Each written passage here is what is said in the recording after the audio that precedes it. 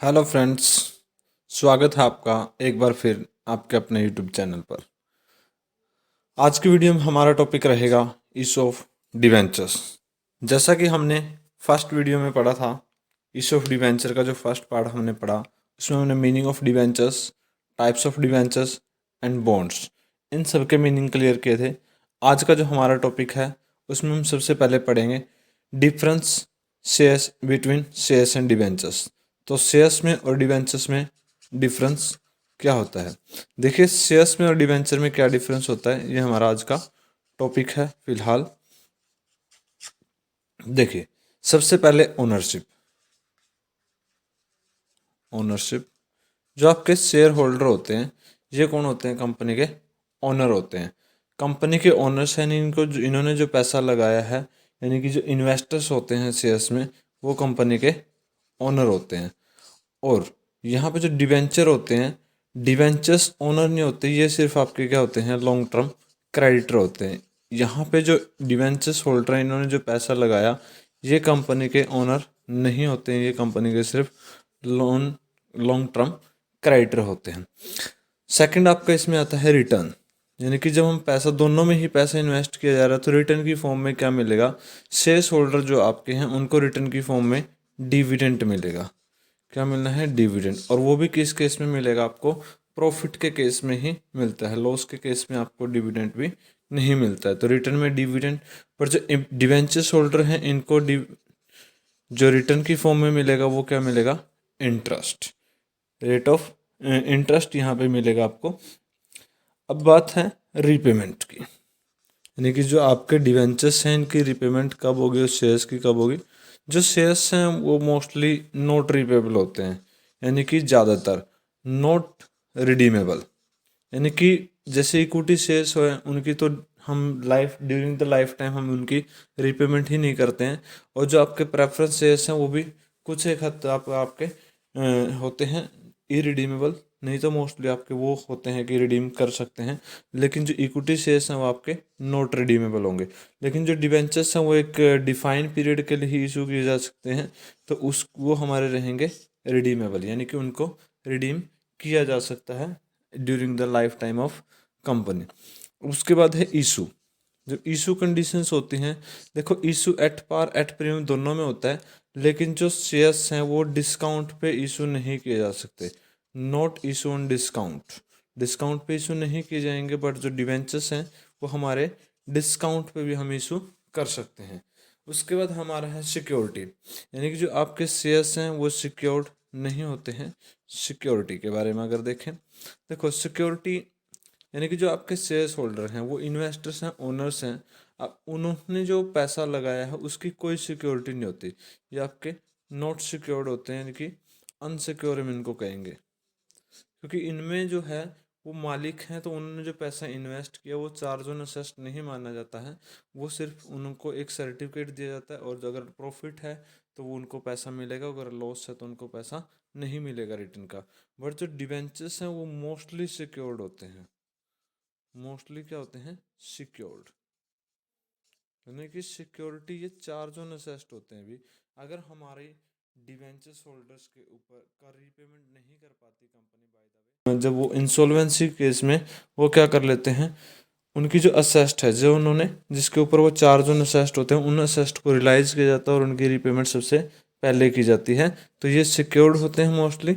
But जो आपके shares हैं वो सिक्योर्ड नहीं होते हैं। उसके बाद हम कन्वर्ट किसको किस में कर सकते हैं? शेयर्स को हम डिवेंचर्स में कन्वर्ट नहीं कर सकते, यानी जो आपका शेयर है वो डिवेंचर में नहीं कन्वर्ट होगा कभी भी।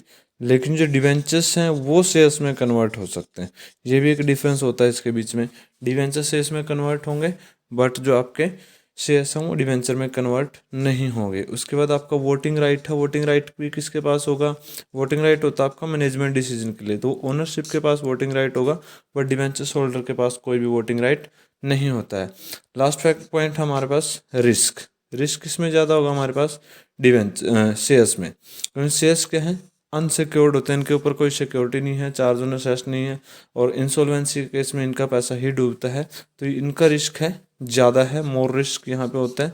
बट जो आपके डिवेंचर्स हैं इनका रिस्क कम होता है, क्योंकि एक तो ये चार्ज ऑन असेस्ट होते हैं, सिक्योर्ड होते हैं। अगर इनका पैसा डूब भी जाता है, कंपनी इंसॉल्वेंट भी होती है, उस केस में भी इनका पैसा क्या है, सेटलाइज होने के बाद मिल जाता है। और प्रायोरिटी मिलती है रीपेमेंट में आपके डिवेंचर्स को। डिवेंचर्स की रीपेमेंट पहले होगी और जो आपके शेयर्स हैं उनकी रीपेमेंट है जो वो बाद में होगी। तो ये डिफरेंस होते हैं हमारे डिवेंचर्स और शेयर्स के बीच में। नेक्स्ट हमारा यहाँ पे इस टॉपिक के बाद हमारे जो थ्योरेटिकल पोर्शन है वो हमारा कंप्लीट हो जाता है, और उसके बाद हम शुरू करते हैं प्रैक्टिकल पोर्शन। प्रैक्टिकल पोर्शन में हमारा आता है issue of shares for cash, issue of debenture, issue of debenture for cash. हम पहले कैश वाला टॉपिक पढ़ेंगे, उसके बाद हम अदर देन कैश वाला पढ़ेंगे। तो कैश वाले टॉपिक में हम जो इशू करते हैं डिवेंचर्स, वो 3 तरीके से इशू होते हैं। पहले होता है हमारा एट पार। एट पार का मतलब है कि जो हमने डिवेंचर इशू किया, यानी कि जो आप इक्वल टू फेस वैल्यू, अगर किसी भी डिवेंचर की फेस वैल्यू 100 है तो वो 100 में ही इशू किए गए हैं, तो उसको बोला जाता है इशू एट पार। सेकंड हमारा होता है इसमें एट प्रीमियम।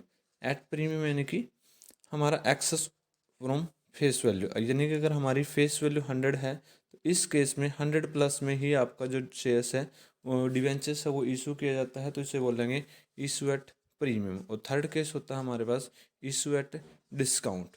तो इशू एट डिस्काउंट में हमारा हम इशू करते हैं less than face value, face value से कम पे ही जब इशू किया जाता है उसे बोला जाता है इशू ऑफ डिस्काउंट। यानी कि 100 का जो शेयर्स है उसको हम 100 से कम में, यानी कि 100 से लेस देन 100 में ही इशू करेंगे, तो उसको बोला जाता है डिस्काउंट पे इशू करना। तो एंट्री जिसके अंदर क्या बनेगी, पहले हम एट पार के केस में पढ़ेंगे। कर दो स्टार्ट।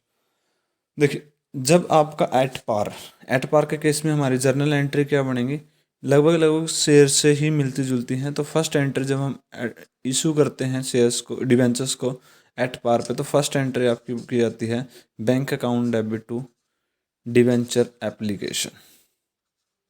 यानी कि सब वही प्रोसीजर है, सबसे पहले एप्लीकेशन रिसीव होगी, उसके बाद आपका उसको ट्रांसफ़र किया जाएगा, उसके बाद आपकी अलॉटमेंट ड्यू होगी, फिर वो रिसीव की जाएगी, फर्स्ट कॉल ड्यू होगी, फर्स्ट कॉल रिसीव की जाएगी। तो ये हमारा प्रोसीजर सेम शेयर्स की तरह ही है।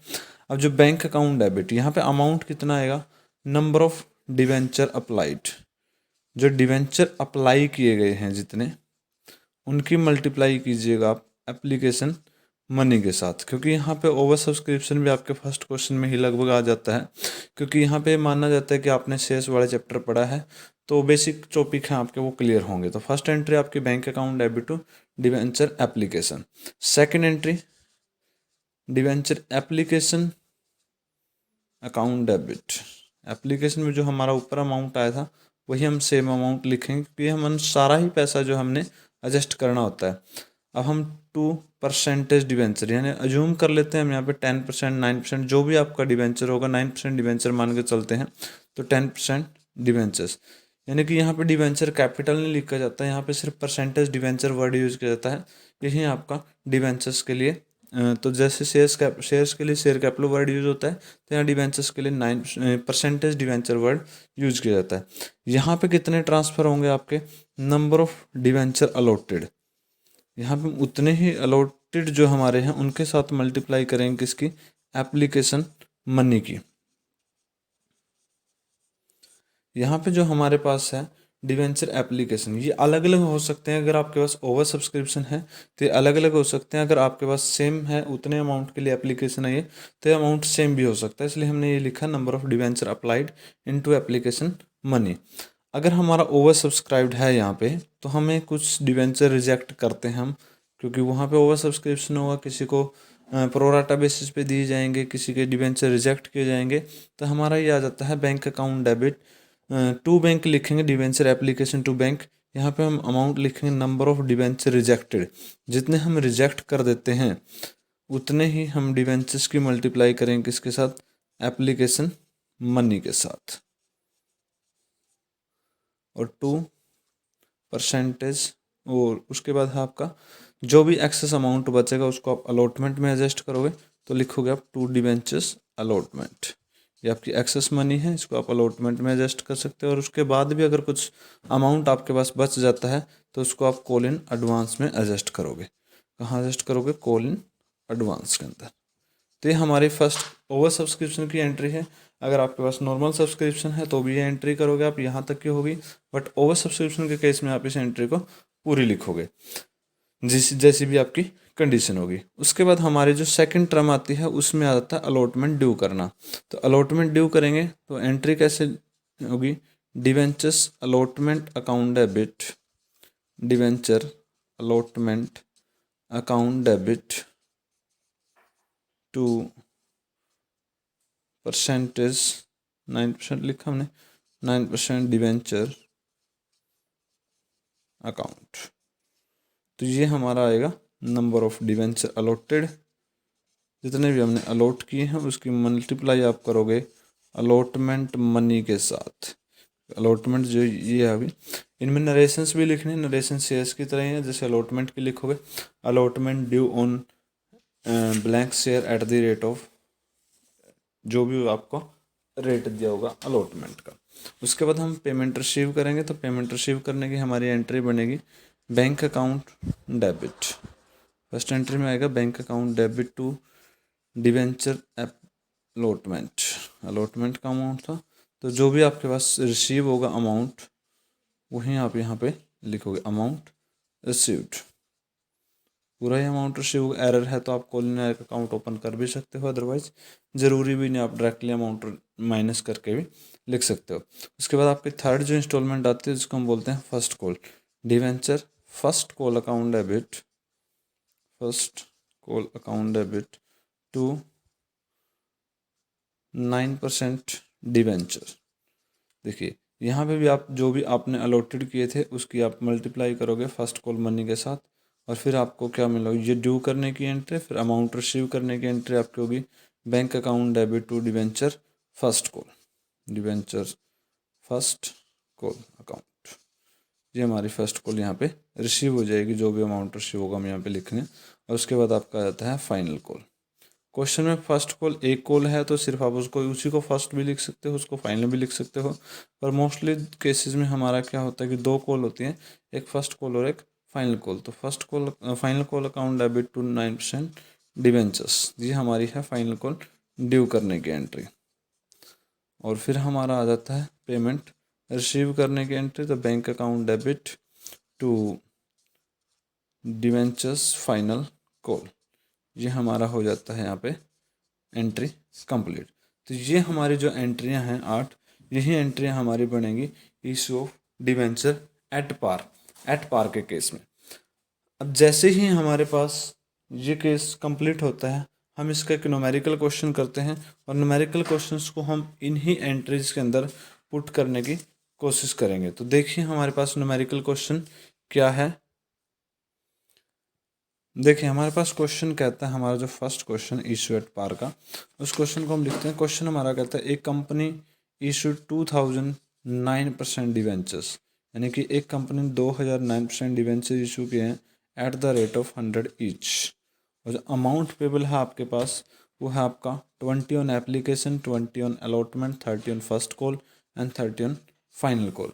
और उसके बाद कहता है एप्लीकेशन रिसीव्ड फॉर 2400, 2400 शेयर्स के लिए हमारे पास डिवेंचर्स के लिए हमारे पास क्या है एप्लीकेशन आई है, एंड उसको हमने किस तरीके से डिस्ट्रीब्यूट किया, जो 1800 डिवेंचर्स हैं एक्सेप्टेड फुल, उनको हमने क्या किया अलॉट कर दिए फुल ऑफ एप्लीकेंट्स जितने उन्होंने अलॉट मांगे थे। 400 डिवेंचर्स अलॉटेड 200, कहता 200 400 को हमने 200 अलॉट कर दिए, एंड रिमेनिंग 200 आर रिजेक्टेड, और बाकी जो हमारे 200 थे वो हमने क्या कर दिए रिजेक्ट कर दिए।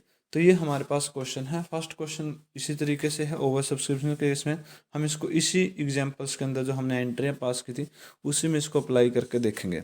सबसे पहले हमारी एंट्री होगी bank account debit to debenture application. हमने लिखा था नंबर ऑफ डिवेंचर अप्लाइड, तो नंबर ऑफ डिवेंचर कितने अप्लाई किए हमने 2400 डिवेंचर अप्लाई किए हैं, और हम एप्लीकेशन मनी 20 की हमारी एप्लीकेशन मनी है, तो हमारे पास कितना हो जाता है यहाँ पे 48,000 निकल गया था। तो 48,000 की हमें एप्लीकेशन मनी रिसीव हो जाती है। फर्स्ट एंट्री हमारी कंप्लीट। सेकंड जो हमारा है डिवेंचर एप्लीकेशन अकाउंट, तो डिवेंचर एप्लीकेशन में आप पूरा ही 48,000 ही एडजस्ट करोगे। किस तरीके से, to 9% debenture, number of debenture allotted, कितने डिवेंचर अलॉट किए हमने मैक्सिमम 2000, 2000 ही है हमारे पास इंटू 20, तो हम यहाँ पे 40,000 जो है वो हम शेयर डिवेंचर्स में ट्रांसफ़र करेंगे। To bank, number of debenture rejected, reject कितने किए हमने 200 मल्टीप्लाई 20, तो 400 के जो डिवेंचर्स हैं हमने क्या कर दिए, रिजेक्ट कर दिए। एंड जो बैलेंस है वो हम कहाँ ट्रांसफ़र करेंगे, डिवेंचर अलॉटमेंट में। देखिए ये जो आपका कैटेगरी थी 400 वाली, इसमें से 200 एप्लीकेशन एक्सेस हैं और उन्हीं का अमाउंट का हम वहाँ ट्रांसफ़र कर देंगे अलॉटमेंट में। तो नंबर जो एक्सेस मनी हमारे पास बचे वो 400 ही बचेगी, और 400 को हम क्या कर देंगे, ट्रांसफ़र कर देंगे हम कॉल इन आपकी शेयर डिवेंचर अलॉटमेंट है। तो यहाँ पे कॉल इन एडवांस आएगा ही नहीं, क्योंकि आपके पास पैसा ही इतना नहीं बचा है। उसके बाद हमारे सेकंड इंस्टॉलमेंट आती है डिवेंचर अलॉटमेंट। तो debenture allotment account debit to 9% debenture, debenture allotment है वो भी हमारे पास 20 की है, तो number of debenture allotted 2000 debenture हमने अलॉट किए इनटू 20 का एक डिवेंचर्स है, तो हमारे पास अलॉटमेंट में भी हमने कितना ड्यू किया, 40,000 जो हमने वो ड्यू कर दिए अलॉटमेंट के टाइम पे। अब हमें रिसीव कितने होंगे, देखिए यहाँ पे जो हमारी अलॉटमेंट है, अलॉटमेंट हमने 40,000 की ड्यू की थी, बट 40,000 की अलॉटमेंट में से 4,000 जो है वो हम ऑलरेडी रिसीव कर चुके हैं।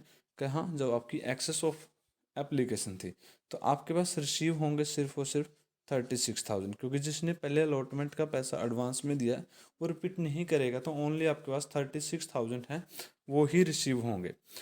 नेक्स्ट हमारे पास है फर्स्ट कॉल, फर्स्ट कॉल हमारे पास 30 की है, नंबर ऑफ ड्यू करेंगे तो 2000 मल्टीप्लाई 30, तो हमारे पास 60,000 की जो है फर्स्ट कॉल रिसीव ड्यू करेंगे हम।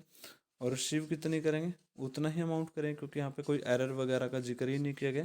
तो bank account debit to debenture, bank account debit to debenture first call, हमारी फर्स्ट कॉल है रिसीव होगी। फाइनल कॉल भी हम ड्यू करेंगे 30 की ही है, तो debenture final call account debit to 9% debenture, 30 rupees की आपकी फाइनल कॉल है, तो 60,000 है जो आपके फाइनल कॉल के आप ड्यू करोगे, और उसके बाद रिसीव करोगे bank account debit to debenture final call, और 60,000 ही है जो आप फाइनल कॉल के रिसीव करोगे। तो ये था हमारा फर्स्ट क्वेश्चन जो हमने एंट्री की थी एट पार के केस में, उन्हीं एंट्री में इसको हमने पुट कर दिया। तो ये हमारा आज का टॉपिक था।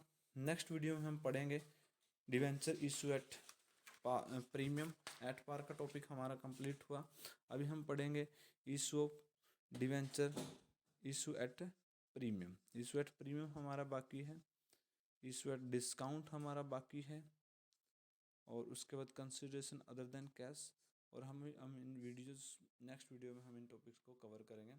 तो देखिए, तो हमारी वीडियो देखने के लिए थैंक्स।